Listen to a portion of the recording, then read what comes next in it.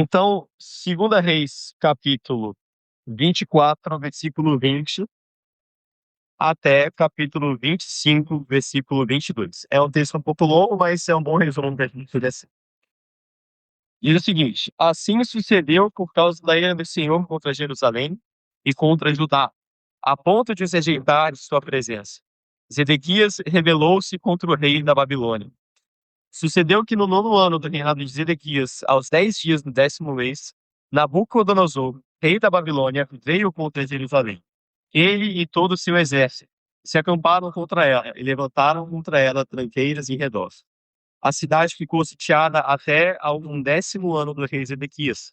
Aos 9 dias do 4º mês, quando a cidade se via afetada da fome e não havia pão para o povo da terra, então a cidade foi arrombada e todos os homens de guerra fugiram de noite pelo caminho da forra, que está entre os 2 muros perto do jardim do rei, a despeito de os caldeus se acharem contra a cidade em redor. O rei fugiu pelo caminho da campina. Porém, o exército dos caldeus perseguiu o rei Zedequias e alcançou nas campinas de Jericó. E todo o exército deste se dispersou e o abandonou. Então o tomaram preso e fizeram subir ao rei da Babilônia, a Ribla, o qual lhe pronunciou a sentença. Aos filhos de Zedequias mataram à sua própria vista, e a ele vazaram os olhos. Ataram-no com 2 cadeias de bronze e o levaram para a Babilônia. No 7º dia do 5º mês do ano 19º de Nabucodonosor, rei da Babilônia, Nebuzaradã, chefe da guarda e servidor do rei da Babilônia, veio a Jerusalém e queimou a casa do Senhor e a casa do rei, como também todas as casas de Jerusalém. Também entregou às chamas todos os edifícios importantes. Todo o exército dos caldeus que estava com o chefe da guarda derribou os muros em redor de Jerusalém. O mais do povo que havia ficado na cidade, e os desertores que se entregaram ao rei da Babilônia, e o mais da multidão, Nebuzaradã, o chefe da guarda, levou cativos. Porém, dos mais pobres da terra deixou o chefe da guarda ficar alguns para vinheiros e para lavradores. Cortaram em pedaços os caldeus as colunas de bronze que estavam na casa do Senhor, como também os suportes e o mar de bronze que estavam na casa do Senhor, e levaram o bronze para a Babilônia. Levaram também as panelas, as pás, as espivitadeiras, os recipientes de incenso e todos os utensílios de bronze com que se ministrava. Tomou também o chefe da guarda, os braseiros, as bacias e tudo quanto fosse de ouro ou de prata.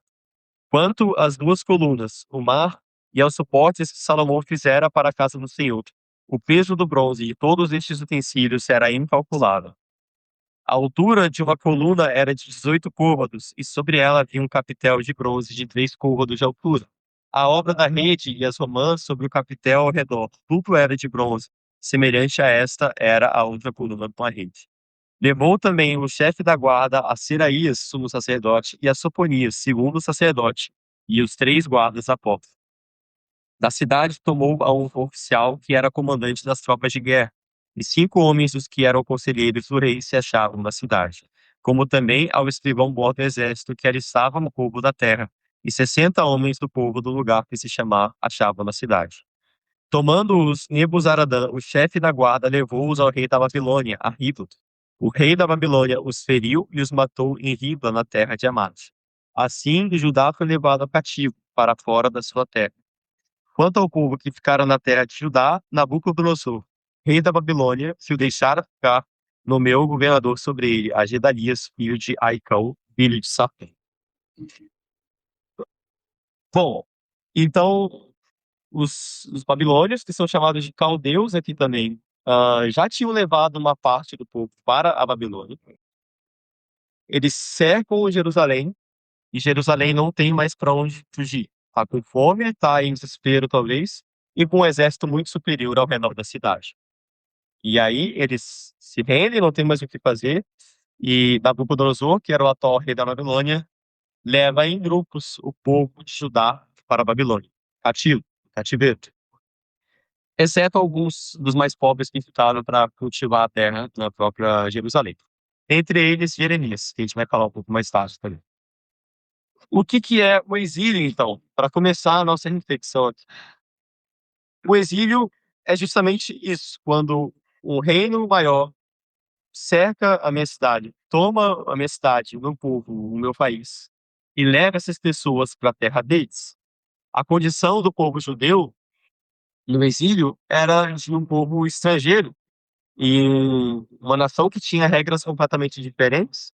Era um povo idólatra, que tinha alguns costumes, que tinha outra língua, tudo diferente. Era como se a gente fosse levado para a Rússia, talvez, não sei, para qualquer outro país que tivesse a vida completamente diferente da nossa.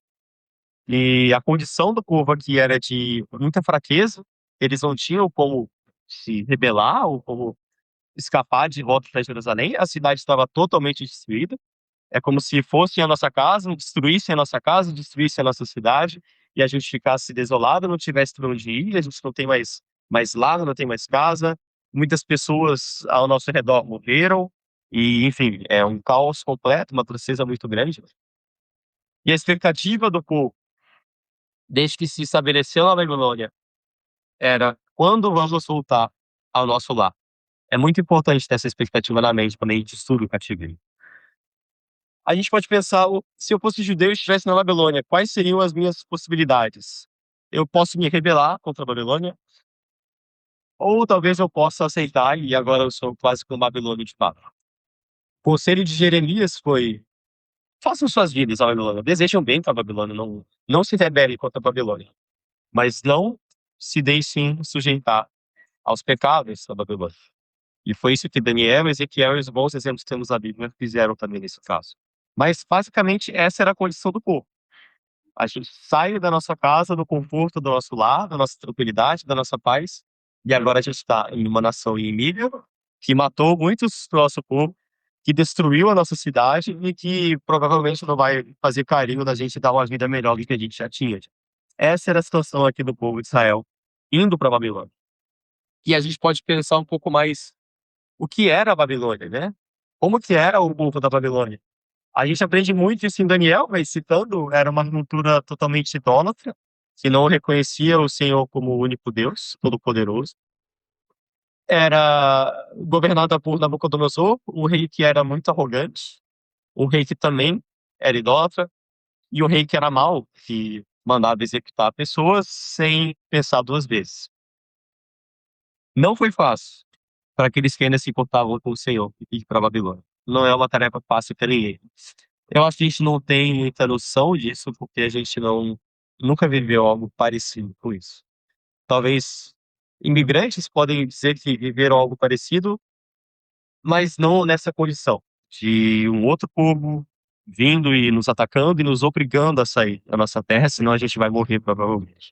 E a gente precisa se sujeitar a essa nova nação. Mas a gente não pode se enganar em tudo isso. Judá fez por merecer. Como a gente viu nos estudos passados, como a gente viu desde aquele homem chamado Adão, o ser humano faz por merecer, para receber essa punição de Deus. Principalmente no período dos reis, a gente viu que raramente tinha um rei bom. Em Judá não teve nenhum, quer dizer, em Israel não teve nenhum, em Judá a gente teve alguns que eram um caso à parte, e depois tudo voltava ao normal. O povo voltava à idolatria e ao pecado novamente.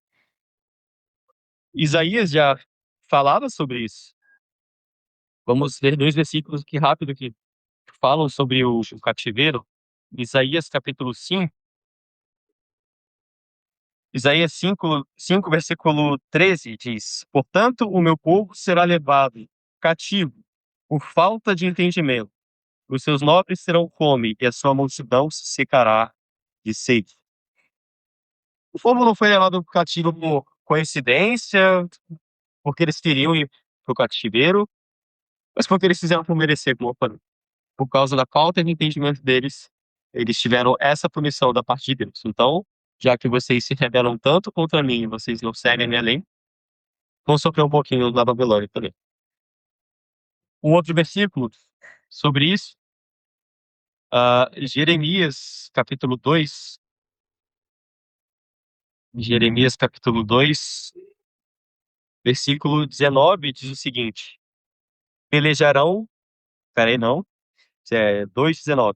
A tua malícia te castigará, e as tuas infidelidades te repreenderão. Sabe, pois, e vê que mal e quão amargo é deixares o Senhor, teu Deus, e não teres temor de mim, diz o Senhor dos Exércitos. Ah, então, o povo fez por merecer, para estar indo para o cativeiro, e a gente vai ver que isso é o tema bíblico, ou seja, o pecado nos afasta de Deus e nos leva para o cativeiro. E eu vou falar um pouco mais disso no final, isso, uma reflexão final.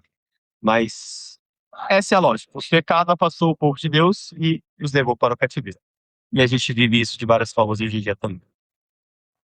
No meio de toda essa loucura, surgem três bons personagens, boas pessoas aqui para a gente ter como exemplo: Daniel, Ezequiel e Jeremias. Daniel e Ezequiel foram levados para servir na Babilônia. Jeremias ficou entre o povo mais pobres ali em Jerusalém também e sofreu muito com isso. Daniel é muito interessante, porque é um livro que mostra um pouco da realidade, talvez cotidiano que eles tinham, que os judeus fiéis ao Senhor tinham na Babilônia. Ele e os seus três amigos, Sadraque, Mesaque e Abednego, que também se chamam Misael, Azael e Azarias ou Ananias, não sei se é respectivamente essa ordem. Eles são levados para servir a Babilônia e eles também são pressionados para mudar a identidade. Então, eles recebem novos nomes. Sadraque, Mesaque e Abednego já é na língua dos babilônios, não é o nome original deles. Eles são induzidos a mudar a alimentação deles, e isso parece simples para a gente, mas para os judeus não é tão simples, porque existiam vários animais impuros que os babilônios consumiam e eles estariam pecando, assim, comendo da comida dos babilônios. E, naturalmente, eles precisariam mudar também a religião, os deuses que eles adorariam teriam deuses diferentes, e tudo mudaria na vida dessas seis pessoas ou do povo fiel ainda de Judá. Mas Daniel e seus amigos encontram um equilíbrio, que eles justamente seguem o conselho de Jeremias.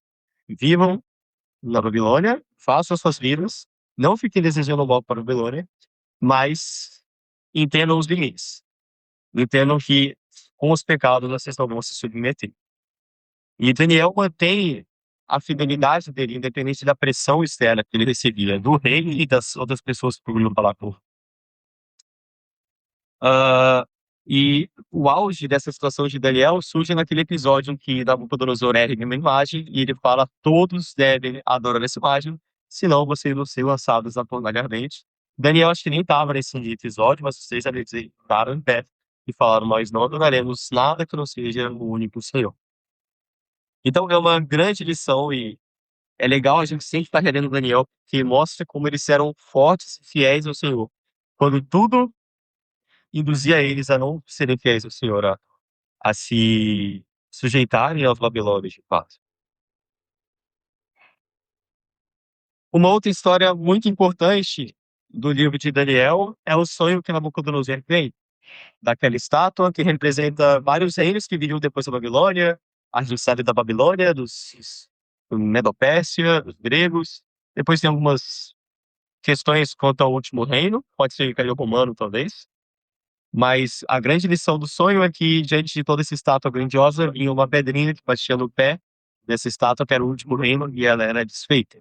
Então, já os profetas, mesmo nessa condição terrível do cativeiro, já traziam uma mensagem de esperança, já traziam uma profecia de esperança para o povo, que o reino de Deus, a força de Deus, em algum momento vai chegar e vai destruir todas essas nações que fizeram tão mal para a gente, e vai estabelecer o reino próprio.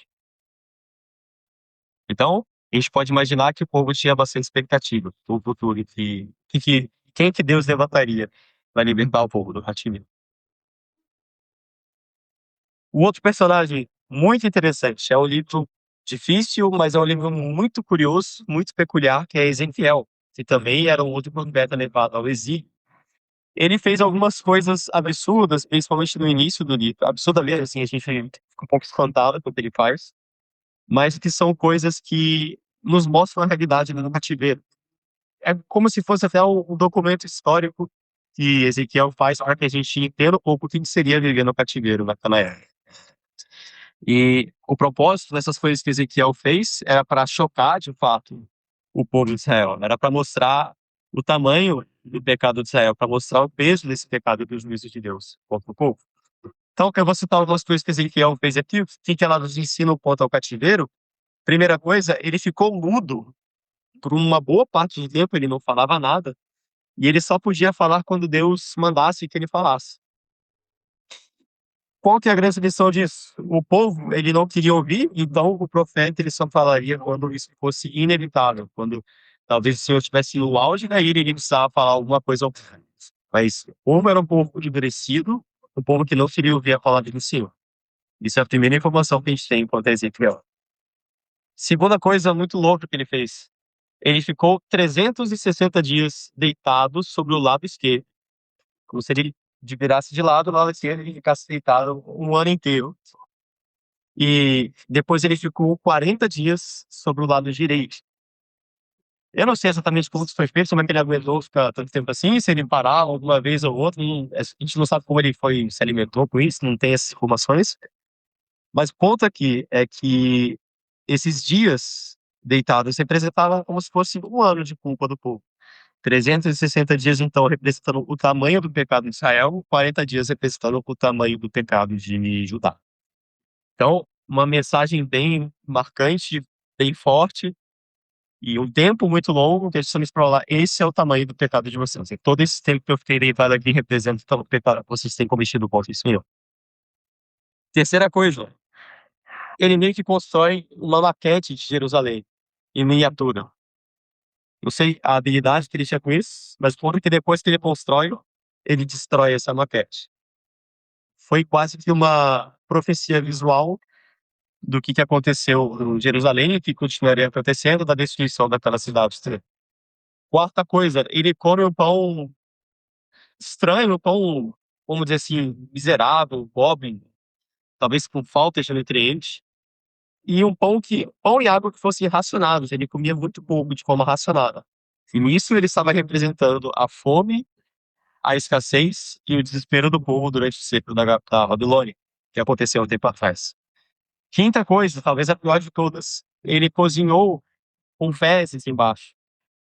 E o que ele quis passar com isso era que ele estava simbolizando a impureza do povo. Era uma mensagem que seria bem pesada e, de fato, foi bem terrível de se pensar isso. E por último, a última coisa que eu queria falar aqui é que ele raspou a cabeça, a barba dele também.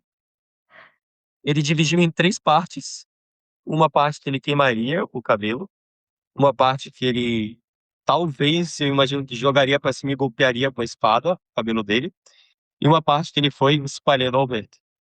O ponto dele aqui é falar que o cabelo é como se fosse um povo de Judá. Uma parte vai sofrer a morte, como já sofreu. Outra parte vai sofrer a guerra, a questão da espada. E a outra parte vai ser levada para o exílio, que é o cabelo espalhado pelo vento. Então, Ezequiel é bem peculiar e ele mostra bastante qual era a situação do povo naquela época, o que iria acontecer com o povo, continuaria acontecendo, e o que seria o cativeiro na realidade de um judeu. Uma outra imagem muito interessante é que desde o início do livro, Ezequiel tem uma visão muito difícil da gente conseguir interpretar a imagem exatamente, mas que representava a glória de Deus, a presença de Deus. E essa glória de Deus estava em cima de Jerusalém e ela sai de Jerusalém também, como sinal de que a presença de Deus já não estaria mais com o povo de Jerusalém, com o cativeiro.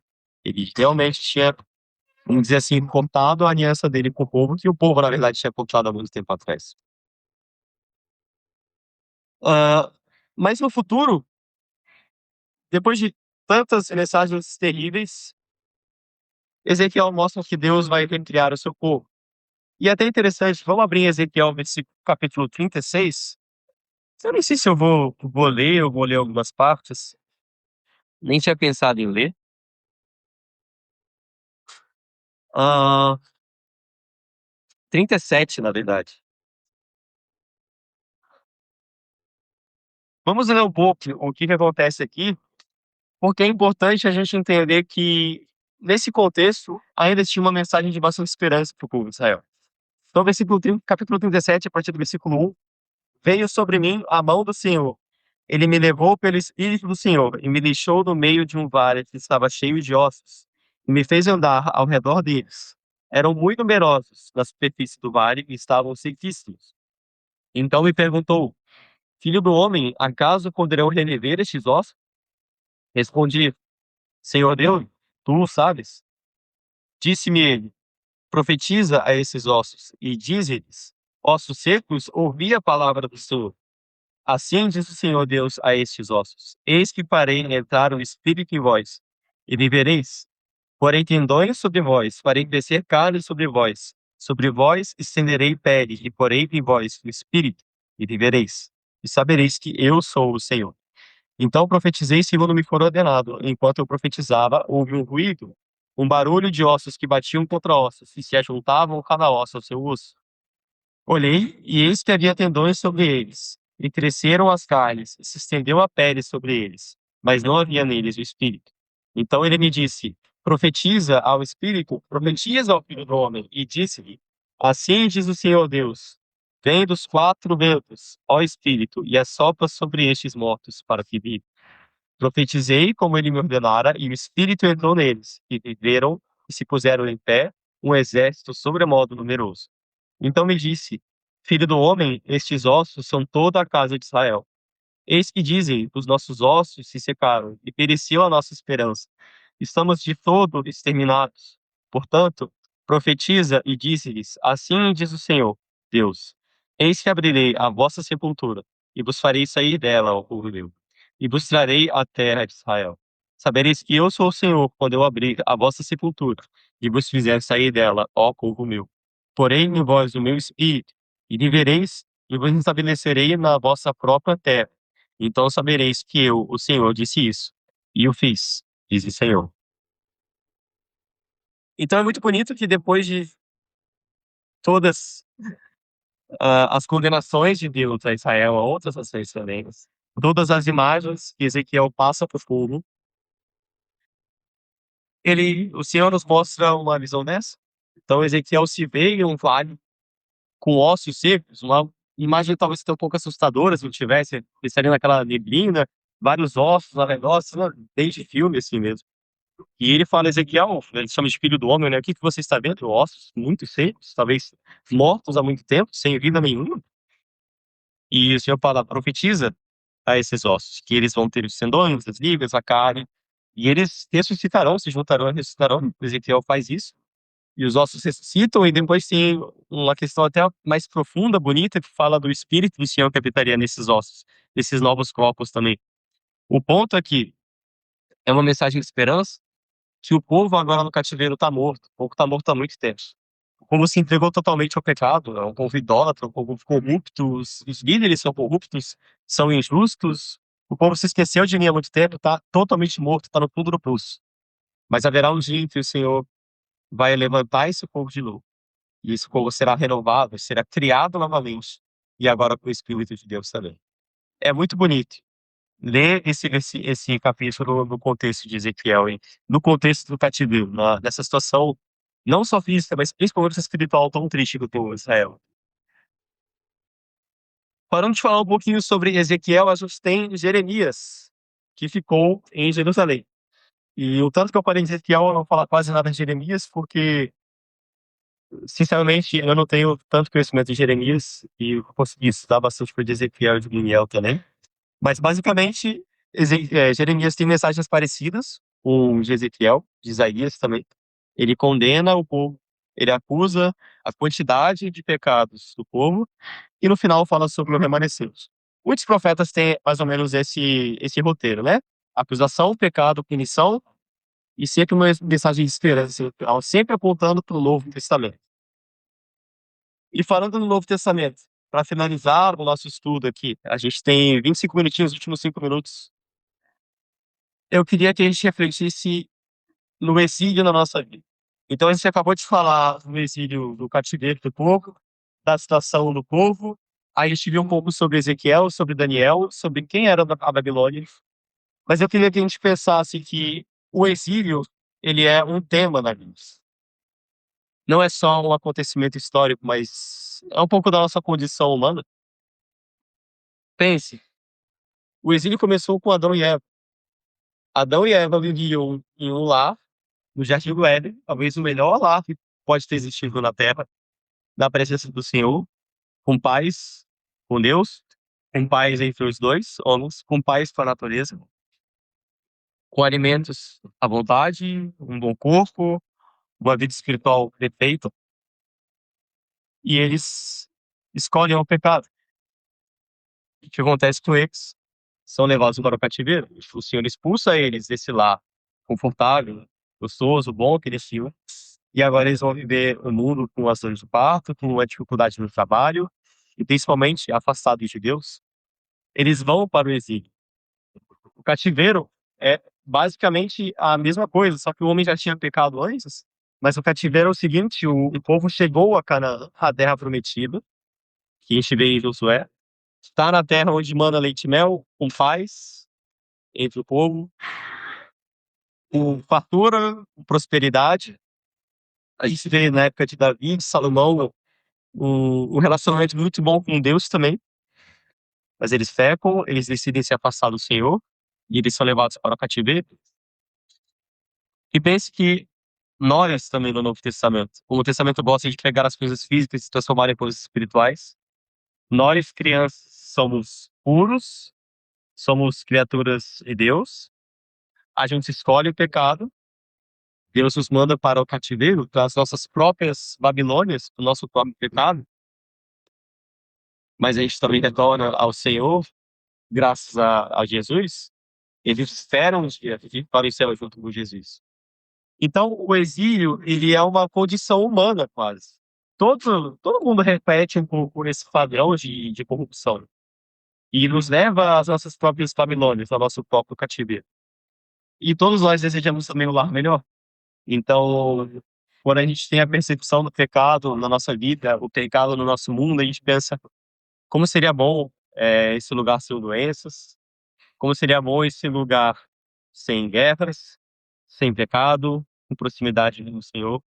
Como seria bom se meu irmão não mentisse para mim, como seria bom se eu não ficasse irado com meu irmão e se ninguém tentasse me matar e se não tivesse uma doença que me mata também. Enfim, a gente vive com tantas infelicidades e constância na nossa vida. Todos nós, quando estamos no exílio, desejamos um lar melhor. O povo na Babilônia tinha salmos, que inclusive falavam como seria bom voltar para Jerusalém. O povo em Jerusalém, na volta do cativeiro, tem salmos também que fala, olha, quando a gente estava lá na Babilônia, mas o Senhor nos libertou daquela realidade. Eles desejavam voltar para Jerusalém, desejavam voltar para com a aliança com o Senhor que eles tinham. E nós seguimos este mesmo padrão de Adão e Eva, o padrão do cativeiro e agora do pecado.